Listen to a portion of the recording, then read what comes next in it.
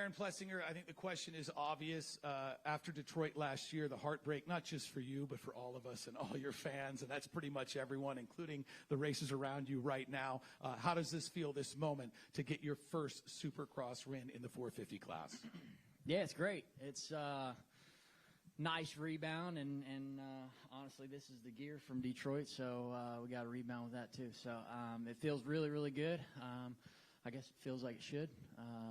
And yeah, got off to a good start and just rode a good race. Kenny was in front, and then I just applied a little pressure, and he ended up going down, and then Coop was right there behind me. He was keeping me on my toes, and so was Eli. And yeah, it was a really good race. I just got a good lead and just rode my own race, and yeah, just stayed up and seemed like we were lapping a lot of people. So it's feels good, and I'm ready to do it again next weekend. Points leader as well. You going to feel the pressure for that, or is that going to motivate you to just do even better and extend that lead? Only time will tell, but I think I can handle it. All right, let's go to our press. Chase, you want to start us off? Mate, just first of all, congratulations. Nothing like your first one, obviously. 100 Gs too, I believe, if my math is correct there. But it feels like there's been this massive momentum this year for you. I think last year maybe some struggles with a new machine, but this year a lot of the clips of you riding pre-season, we spoke about it, you looked really comfortable. You can see the fan engagement as well with opening ceremonies, obviously some good results. Do you feel like there's starting to really be some AP momentum, not just race results, but just your standing as a personality in this sport as Supercross grows and gets bigger? Yeah, for sure. I don't really know what it is about this year, but ever since I got back on the bike, we made a few changes to it, and I haven't really made that many changes since. And just a good off season, really, really good, really solid. Didn't miss many days, and then to start out like I did, 4-5-1. It's great. It's good. I mean, it's the best start ever. And now I got the red plate, so it's awesome. And yeah, man, the fans are, they're crazy for being out here in the rain. But they stuck it out, and yeah, man, I don't know. It feels unreal. I feel like I don't know. I'm ready to get back and go back to work and do it again next weekend. Dan Beaver. Dan Beaver, NBC Sports for Cooper. Everybody's had a bad race. It looks like everybody's kind of jockeying for position now, but we've had like almost a season worth of different track conditions. How do you feel that this podium is projecting you towards separating yourself from the crowd? Oh, it was much needed. I think I've had a great season so far, but on paper it hasn't been. So Anaheim one was great, but last weekend was not, So like I say, we're hoping that's the bad one, and I can charge on from here. And yeah, tonight was great to get those points back, get it back in the mix. Felt great on the track. Felt great all day. And I was really wanting that win, but it was overall a really good bounce back. And for me, just to know, that I'm in this thing for sure. Mr. Side. Jamie Guido, Vital MX. I'm going to go to you, Cooper Webb, as also. You were coming pretty fast there at the end. What were you seeing with the track conditions? Because it seemed like you were getting faster as the laps went on, and you were finding something with the lines. What were you seeing? Just kind of at the beginning, at least for me, I wasn't sure how fast or slow you could kind of push. Those guys really charged right away, and I was waiting for the track to break in a little bit, and I did, and then I started getting a really good flow, and Justin made a mistake, and that allowed me to get around him, and then just set forward on AP, and it's tough. Like, I knew the lappers were going to play a big role, and it's kind of getting through them is half the battle in some of these mud races. So just kind of being smart, and I picked up on a few lines and just kept charging forward. I knew AP was going to be strong. He was strong all day, and I was just hoping that I could get close enough that he'd make a mistake. And then, yeah, it was a little bit weird. Late in the race, I was racing my teammate who was a lap down, and that was a bit of a bummer. And then, yeah, I had traded some paint with the number one there at the 2 to go. So, but overall, it's mud. Anything can happen. It's good to be back up here. It's great to be on the podium again. Jim Kimball with Motocross Action. This is for Justin. Justin, you were injured at the final SMX round, and I know you were sick recently. So this is a good momentum builder for you, right? Yeah, absolutely. It's been last year was crazy. Double collarbones, 3 collarbone surgeries actually. So yeah, that was a nightmare, honestly. And then the sickness last weekend was the most bizarre thing I've ever experienced. I was like, had a crazy rash and just wasn't so well. So I don't know how I raced last weekend. I mean, you guys probably seen the video of me going down the start, almost tanking it, just couldn't even hold on. So it was a bit of a nightmare. But the rebound this weekend was absolutely awesome. Felt really good. Just kind of was staying in my lane. I didn't feel the greatest, but I ride well in those conditions, and this is a really cool podium. We've all of us have been teammates on this table together. All 3 of us have trained together in my facility in Florida. I was just like sitting back thinking about this table, and this is a really cool table. We all kind of grew up riding together, professional career. We've all trained together. We've all been teammates together on different teams. So this is a really cool podium, and I'm super proud to be on this podium tonight. And just keep plugging along, getting stronger, and hopefully a lot more podiums with these boys. Ryan with Cycle News. My question's for Cooper Webb. You kind of touched on it a second ago, but can you just give us your take on the lap rider situation? Looked like there was some hand gestures, maybe some stuff after the race as well. Can you just touch on that from your point of view?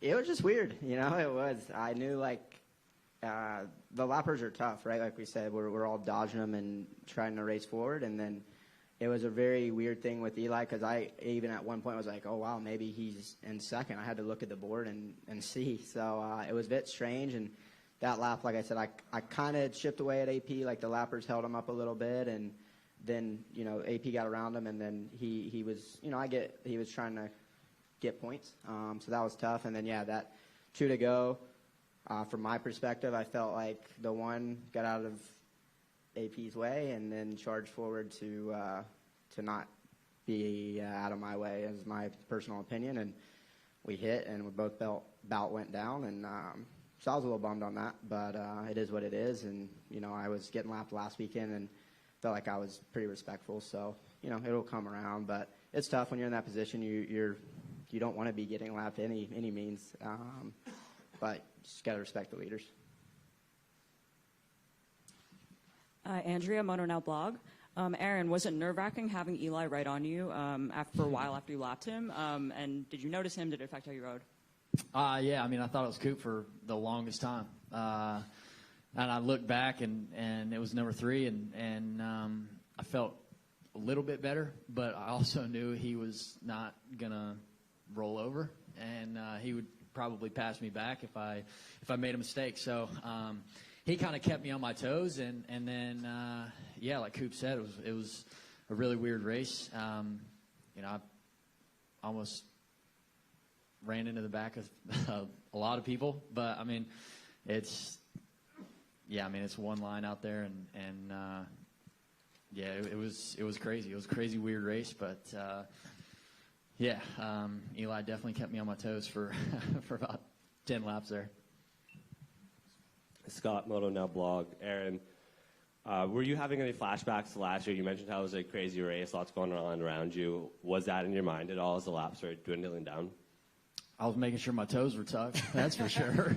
I wasn't hanging them things off.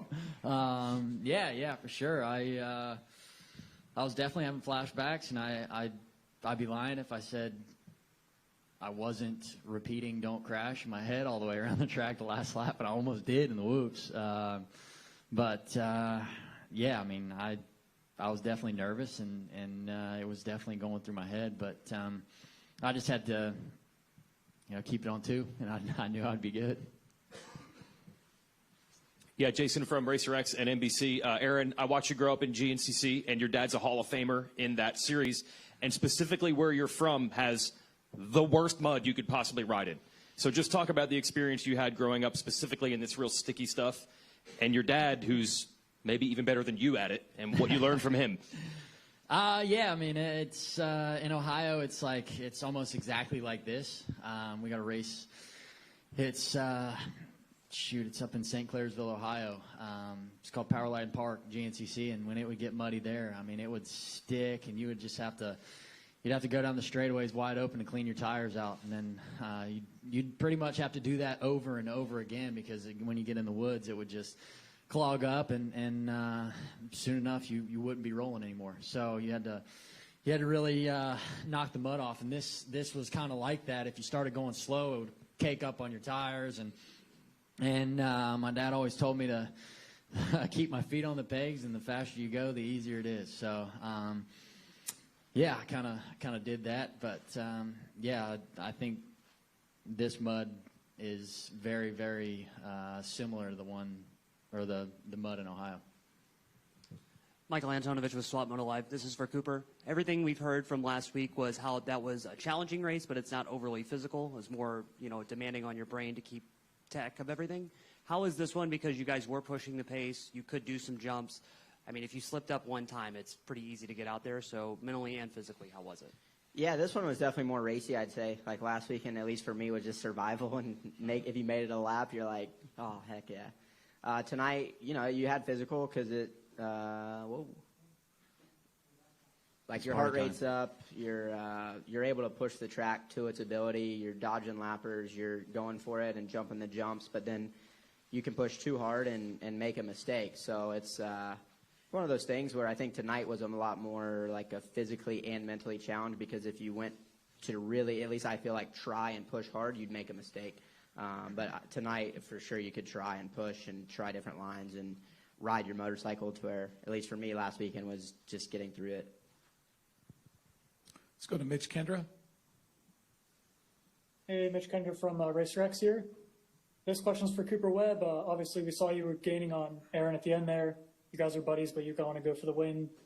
Obviously, you mentioned being in the fight still.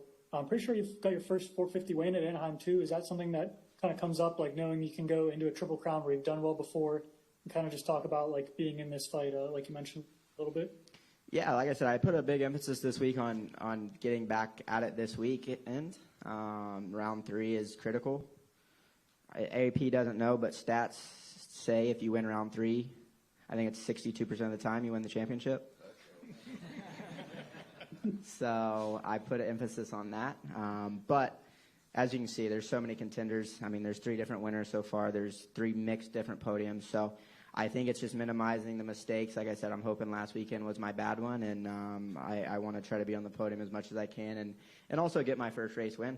I feel like I'm in a great position to do so. So, yeah, we'll just keep pushing forward, and I feel like, we got points back, which was great, and everything's tight, and it's still early. So, but, yeah, if you have a bad night tonight, then it wasn't looking great. So I'm pretty happy, pretty confident where I'm at, and moving forward, for me, it's like everyone says, it's Daytona where it starts.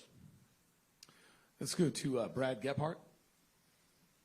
Thanks, Dan. Brad Gebhardt from Verbo. Let's go to Justin on this one. Talk about dissecting the track really early in the moto. You're kind of mid-pack or making your way through on a track that had changed quite a bit since the first time you'd been out there.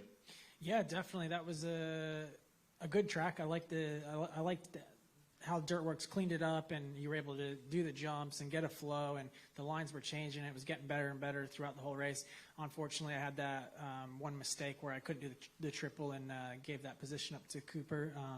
So lost a lot of time there, which was a bummer, but I just held a consistent third throughout the race and managed the gap from behind and kept trying to push forward and minimize mistakes. But definitely got a little bit of tight tonight. And like AP was saying, the faster you go, the easier it is on those conditions. And unfortunately, I was a little tight, so just couldn't let the bike do its thing like I usually do on those conditions. So all in all, definitely a difficult race, but I had a lot of fun. I love those conditions, and just looking forward to getting stronger and stronger throughout the year. And, kind of like Coop said, Daytona is kind of really where it gets going, and as long as I can keep plugging along and keep building my strength, because I didn't have an amazing off season, to be honest with you. It was super difficult coming back from the injuries. I'm nowhere near as strong as I want to be, so I'm just building, man, and to be on the podium tonight is super awesome, and we're working hard, and just keep plugging along, and we'll be getting better and better throughout the season.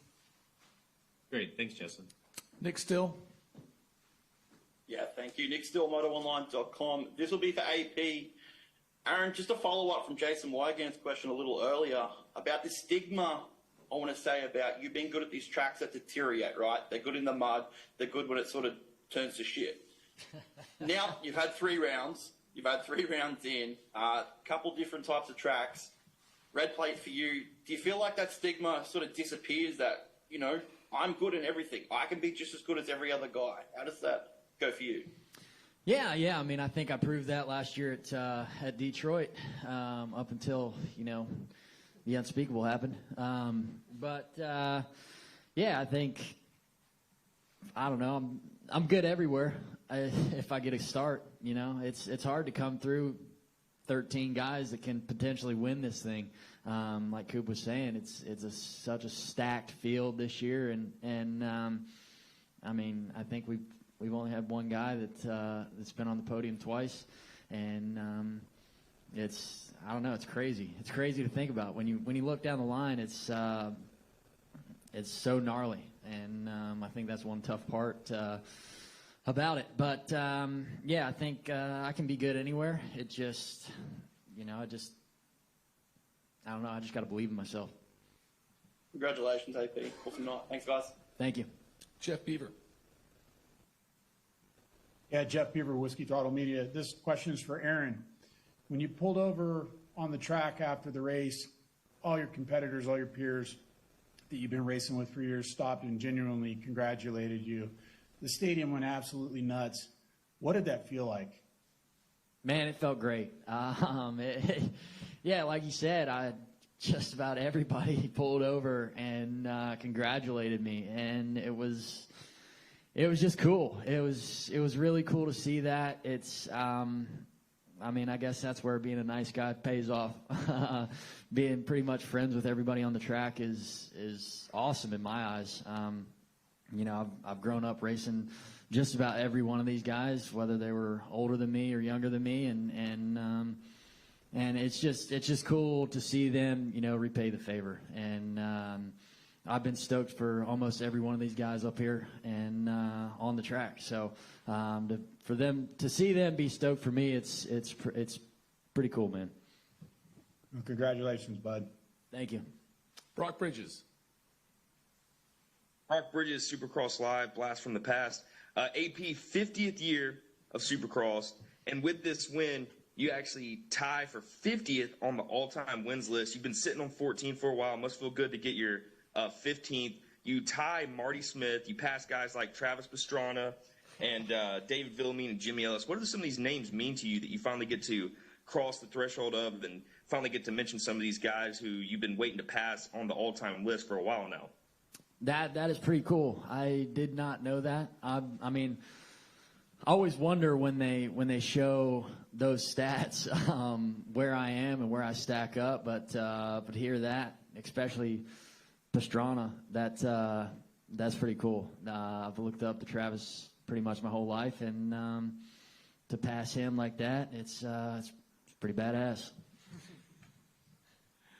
All right, let's go to Jason. So I had the great and powerful Jason Wygant on the podcast recently, and we spoke a little bit about like in-ear communication and race control, similar to what you'd see in F1, NASCAR with spotters.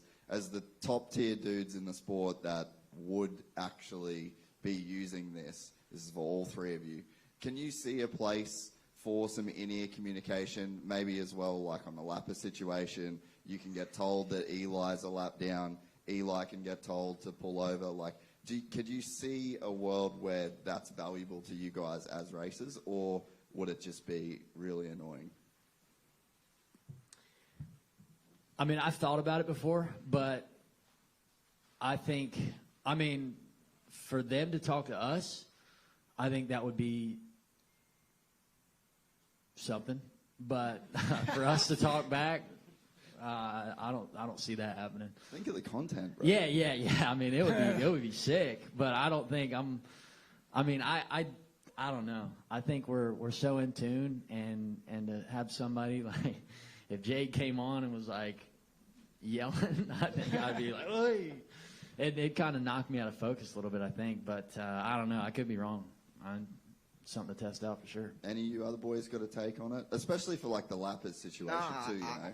I think it would be huge. And from a safety aspect, if there's a rider down on the backside of a jump, I think like how it is in the other ones where you have one communicator that just tells you, hey, number whatever, you're getting lapped, move to side, or hey, there's a rider down in this section, or whatever the thing may be. I think from a safety standpoint, it could be a thing for sure. I think like AP said, you don't want someone yapping in your ear telling you what lines to do and all that. You might want to throw your helmet. But I do think something simplistic and just from that side could be a potential for sure. Yeah, agreed. I think that'd be really good. And yeah, tonight for sure. Like I was behind Prado for like 3 laps and I was thinking like, he surely hears my bike, so he should move probably out of the way. But yeah, I think they should. I mean, let's innovate the sport more and more. We're already making the sport better and better and better, it seems. So let's try something. I mean, it's super easy for them to come to the track during the week and put something in our helmet. But yeah, it'd have to be someone that's like super simple, monotone voice. Yeah. Just 2 words like, or hey, something. Siri. Yeah, we need Siri in our helmet. That's it. You'd have to, very monotone, just like calm, nothing like crazy. I could think about J-Bone in my helmet, like old team man. Do the jump! Do the jump! Do the jump!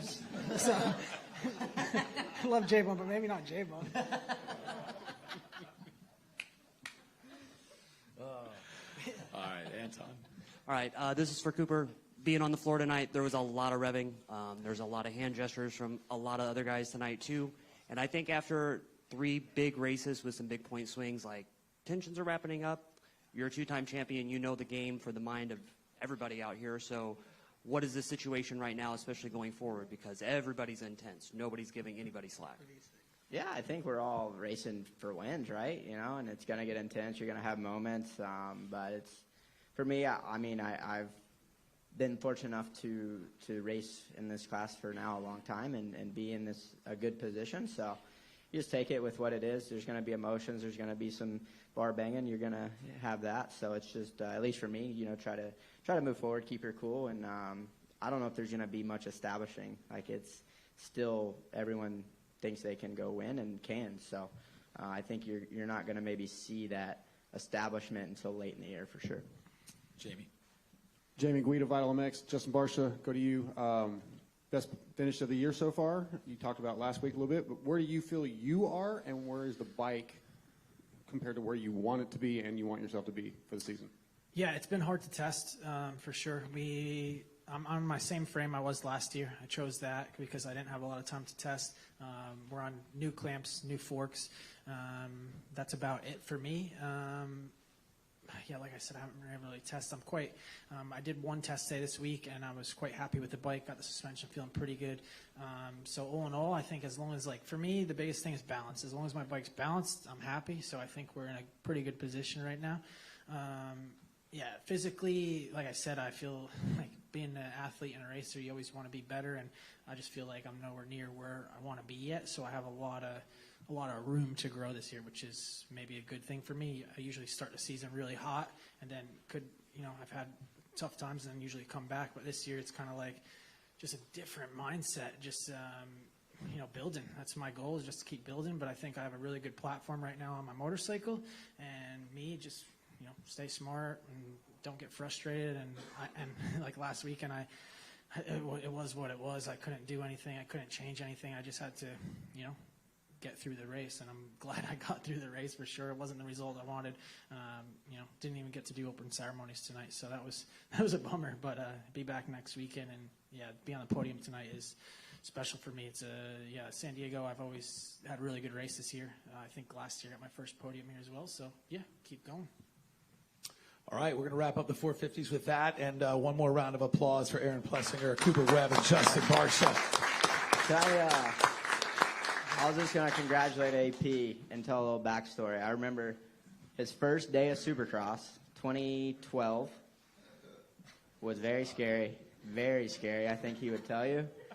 So when I look back at that, and we've been training partners and buddies for a long time, and all the work we put in, I'm proud to say that it's his first one, so it's pretty dang cool.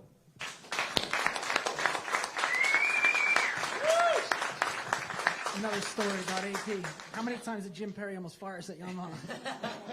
More times than I can count.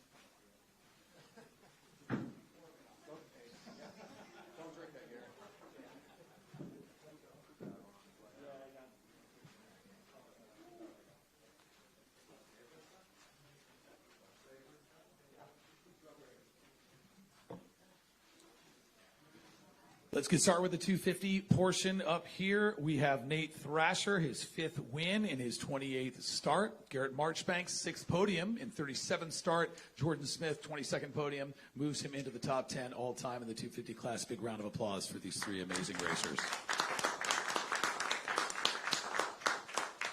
Nate, it's been a while since you've been on the top step of the box. I know you've had some struggles. You started the season with pretty rough A1 and last week as well.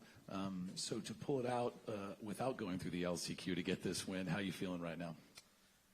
Yeah, definitely feels good to be back up here after a long year for sure. So yeah, we'll just keep this momentum going. Yeah, it was felt good in A1, just an unfortunate crash, but yeah, we're feeling good now and ready to fight for some more wins. Do you think you found something to get you up on the top step of the podium that you didn't have in the first 2 rounds? If so, what was it? I felt good the first 2 rounds, honestly. Felt good in A1, just didn't get quite a good start. And in San Francisco, I went to the LCQ and got a bad start, and I crashed in the wrong spot and just couldn't quite get my bike up. So, yeah, it was a tough race. But, yeah, I felt good tonight, even in the heat race and going into the main event. I knew the speed was there. So, didn't get a good start, but I was just clicking off laps and felt good all night and just knew I had the speed to win. Well done. Let's go to Jamie. Jamie Guido, Vital MX. Garrett Marchbanks, I want to go to you. These conditions, while we're watching the race, Kellen Brower and I were talking, it's almost like watching back in the 80s, 90s on guys with 125s. If you didn't hit the corner right, you couldn't do the triple, and you really had to commit, and it was really important tonight. So just discuss kind of what you had to feel to decide whether you were going to do the triple or not and really go for it. Yeah, I'd say honestly in the first part of the main, you didn't really know. There wasn't much of an outside line built. Some of the guys kind of went for it. Some of them cased it. I think some of us didn't really get the feel for it until halfway, and certain times when you go off of it, you weren't sure if you're going to make it or not, so it's just kind of a full send most of the race just to make that thing. Dan Beaver, NBC Sports, also for Garrett. Does any of this have to do with being on the 450 at the end of last year? The bigger bike, the heavier bike, has things slowed down a little bit in the first 3 races of this season? And congratulations on the back-to-back podiums. Thank you. You know, the 450 definitely helps, you know, the higher pace in the 450 class. I got to ride the 450 frame quite a bit, and that's what we're riding on now in the 250 class. So that definitely helped translate into Supercross. I didn't really have to work too much to get comfortable with it. It seemed like in the first week or 2 I was pretty comfortable with the bike, and yeah. Victoria Beaver, Sports Illustrated's Auto Racing Digest for Jordan. You'll be the first rider to be able to carry a red plate through multiple rounds with the amount of parity in both the 250 and 450 class. What does that mean for you this early on? Yeah, it means a lot. It means that the work and everything that we did in the off season is working. Yeah, I mean, 2 mud races in the first 3 rounds wouldn't necessarily expected them to go that good for myself, but I've definitely grown as a rider over the last couple years, and I think it's showing in situations like today and last week. This one for all three of you guys again. I'm just going to ask the same question. I'm not sure if you heard before, but about like rider in-ear communication, especially dealing with lappers. I'm looking at you, Garrett. Maybe cost you the win tonight. There was a pretty bad lapper situation that you got into, but have you guys ever put much thought into the ability to hear maybe like a race control telling lappers or riders that have crashed to, I guess, avoid some of the things that can catch you guys out on there in Supercross? I think I've definitely thought about it at times. I mean, I've definitely had a walkie-talkie in my helmet one time. My dad built when I was a kid and tried to talk to me, and yeah, that didn't go very well. So I don't know how well it'd be if someone was talking to us on the track. Yeah, I know here, but I think it'd definitely be different. I think tonight definitely would have helped me in my situation I was in. Seemed like around the 12-minute mark, I was getting held up pretty bad with some of the lappers, and I think that could have helped my situation a little bit. Yeah, I think it's tough too, because I think sometimes they put the blue flag out too early, and the guys were not on them at that particular time, and then they're having to wait and look back, and the leader is always the toughest going through. So yeah, it's a tough situation. I don't know if they can do anything, but it would sure help us for sure. Yeah, I'd never thought about like just kind of one like general person to be able to talk like to every rider, one person. But I did see something about that maybe on Twitter or something a couple weeks ago, and yeah, I mean, if you could figure it out, it may be a good thing, like if it was a very minimal, like, just on, but it's also hard in a mud race. Like, we're lapping guys that may have their best race ever going, and there's one good line out there, and they don't want to get out of the good line for us, and I don't blame them, it's, you may race your whole life and have one shot at a top 10 or a top 15 in Supercross, and that's it, and so, it's tough. It's just a tough situation. I mean, I think the lappers are just part of it. It sucks sometimes, but it's part of it. Jason Wygant. Yeah, Jason from Racer X at NBC. For you, Garrett, when you were leading laps, it's been a while since you won one of these, and your team has never won. Was any of that running through your mind, and the nerves and the emotion, or were you able to stay pretty focused? And what would have been a pretty big win if you could have gotten it? Yeah, honestly, once I passed RJ for the lead, I'd say the first lap, I was kind of like, holy crap, I'm actually leading. It's been a really long time since Daytona. I've led some laps, and I'd say after that, it's more just putting my head down, acting like I was at the practice track, just doing some normal laps at club, and yeah, it is what it is. I mean, got caught with some lappers. I tried to change some lines up, and it wasn't the best I could do, and yeah, Nate got around me, and Nate was riding good, and yeah, it is what it is. Jim Kimball with Motocross Action for Jordan Smith. Jordan, how much in the latter stages of that race were you kind of maybe changing your strategy from going for the win to kind of riding it out based on like where you're within the point situation and all that? I think it was, for me, it was kind of the opposite. I got off to a pretty good start. I think I was in third, on like the first couple laps. And with RJ and Levi kind of right in front of me, we're still taking it pretty easy on the track. I would say the lines weren't cut in, and I was kind of just trying to be smart where I was. Long race, a lot could happen, and then made a few mistakes, and Nate and Garrett both got around me, and I just really not that I was tightened up, but I just was making a lot of mistakes, was not putting the track together. Almost crashed on the double after the triple one time because I just jumped too far out and landed in the mud, and just that just should never happen. So I kind of refocused, and then Joe and Levi were kind of right behind me, and we actually were pushing really hard at the end. I think the last 5 laps were probably the best of the race for me, and yeah, it was not really any kind of holding back, I don't think, at the end of the race there. It was trying to keep those guys behind me and push forward. Ryan with Cycle News for Nate. You were one of the only guys going double, triple, going into the whoops. You're making up a bunch of time there. How are you unlocking new lines and finding stuff like that in the race when the conditions are so gnarly like they are? Yeah, it was kind of coming around throughout the night. The dirt was starting to grip back up, and we were doing that in practice, and it wasn't that hard. So I was just like, if I get this double right, it just popped the triple, pretty simple. And yeah, I was just trying to do everything kind of like ride it like it was dry, and yeah, that was kind of my goal going into the main event. It was tougher to ride cautious than it was to go out there and ride all out. So that was my goal for the night. Just, I mean, in the main, just go out there and ride all out, and then whatever happens, happens, and it was good. Scott Yarjamoto now blog. Garrett, after the race, you kind of stopped on that first single and kind of just stood there for a while. Talk us through what was going through your mind, being so close to the win and having a lapper interfere with you like that.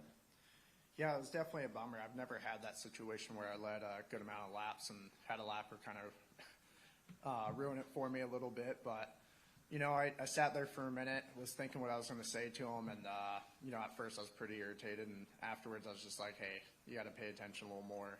You got to, you know your surroundings. When, especially I know they're in the heat of a battle. There's a four-way battle going on in front of me. And I know it's hard for them, but it just seemed like they all bunched up. And he made a pretty costly mistake in the same line I got into, and yeah, I ran right into the back of him, about fell over, and it is what it is. You know, we move on, and yeah, we fight to live another day. Michael Antonovich with Swap Moto Live. This is for Jordan. When you guys go out for that first heat race of the night, and you've been sitting in the truck all day wondering how it's going to be, how do you go through those first few laps and wonder how hectic the pace is going to be, when to back it down, and then understand, like, yeah, this is about as good as the track is going to get tonight. We're going to be riding within this condition.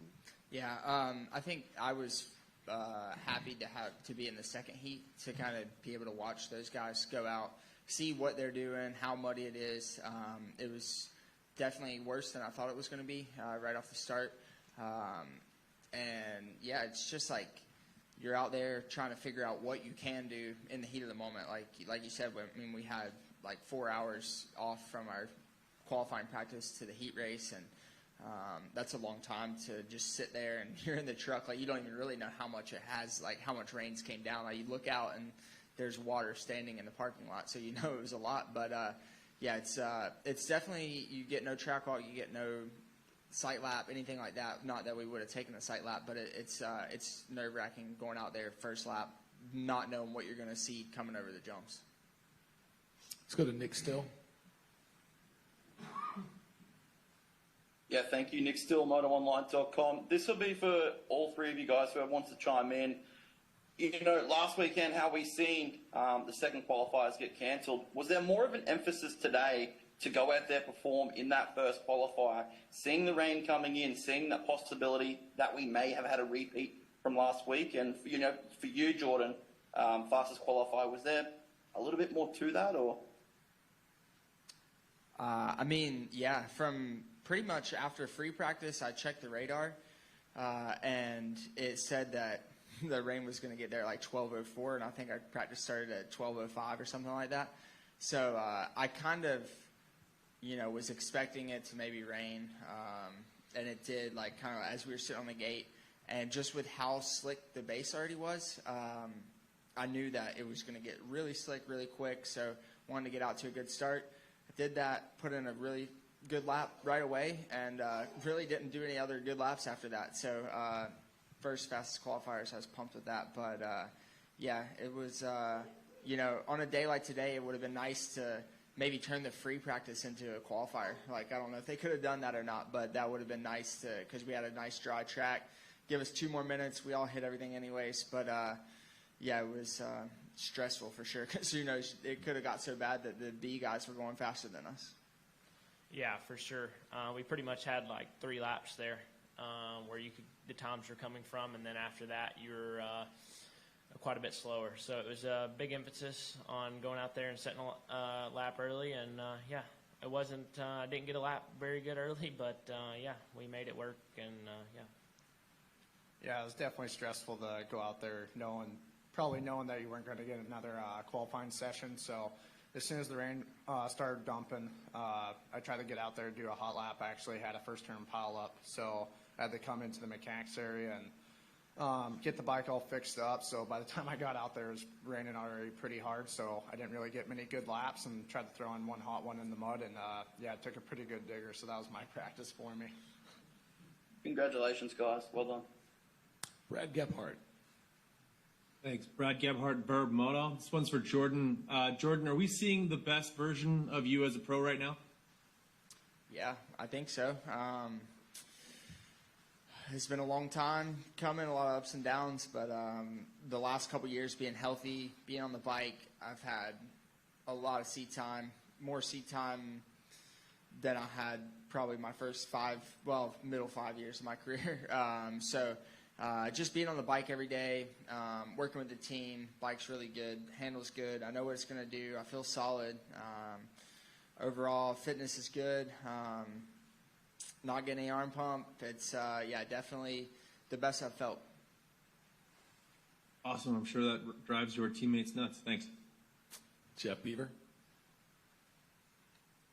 Yeah, this question is for Garrett, or Jeff Beaver with Whiskey Auto Media. This question is for Garrett Marchbanks. How much do you contribute your success this season to being at club and the kind of environment and Phil and all the guys down there? Yeah, they do a lot for me. And the facility, it's super good for us. We got to track that. Dirtworks came out and built 2 of them for us, so when we go to the races, our bikes aren't super far off. They're pretty spot on. So that definitely helped us this year going into A1 and the rest of these rounds. We've got a good group of guys like Jeremy, Phil, Cody Schock, Jet Reynolds. We have a really good group of guys. We definitely push each other really hard every day. And, it's an amazing facility. They've got tons of tracks. We've got 3 Supercross tracks, I think 5 outdoor tracks. So, yeah, it's great. Awesome. Congratulations. Thank you. Brock Bridges. Brock Bridges, Supercross Live, blast from the past. Garrett, last time you had back-to-back podiums, you win Daytona, and then COVID hits, 4 months, and then you podium in the first Salt Lake City. You're a young gun. You were just, felt like you were on top of the world in the 250 class after winning Daytona, and then sort of put a couple of years there together, no back-to-back podiums. Now you got a chance to get 3 in a row and potentially dry conditions. I assume no COVID's going to hit to knock us out for next week or rain. What's your mindset? You're more of the veteran going into this 3-race potential podium streak than the young gun you were in 2020. Yeah, it's been a long time. It's been 4 years since I've had back-to-back podiums. I didn't think it would take that long. We definitely dealt with some injuries and sickness issues, but, hopefully we keep the momentum building and going, and hopefully we keep it going into A2. And, yeah, I'm super excited for it and super pumped with the team. Jamie Guido, Vital MX. Nate, this is for you. I think lap 1 you were 6th, if I'm not mistaken. And just even basing off the last couple of weeks of struggling, were you ever doubting yourself? And once you were in 6th place and the conditions, did you see a position to kind of build some confidence and go to the front? Yeah. After the first lap, I didn't get a good start, and I kind of worked forward on the first lap to get up to 6th, and got into 6th, and I was like, all right, let's just settle in. It's a long race, and once I started settling in, I had a good pace. I could kind of close in on anybody in front of me, but it was tough to pass out there. It was super one line, so you kind of just had to pick your moments to make a pass, or you just kind of had to wait back, and hopefully they made a mistake. So, yeah, once I felt like I was comfortable on the bike, wasn't getting any sketchiness out there anywhere, so I could kind of do whatever I want, go any line I wanted. So that was a big confidence booster earlier in the main event, and I just started clicking off laps, and the guys made mistakes and passed a couple guys, and then got behind Garrett there, and was just trying to put a little pressure, and then unfortunately got with that lapper, but I just took advantage of it and tried to run away, but got into lappers myself, so it tightened back up. So I just knew I had to click my laps off. I've been there before, and just had to do that to get the win. Garrett, how blurry is the line getting between non-factory and factory now with Club MX? I mean, all I hear from people about the facility is that it's probably the best moto facility in the world, and then it seems like the bikes are getting better, the team structure's getting better. What's your take on where Club sits in terms of, I just guess, the level of team that it is now?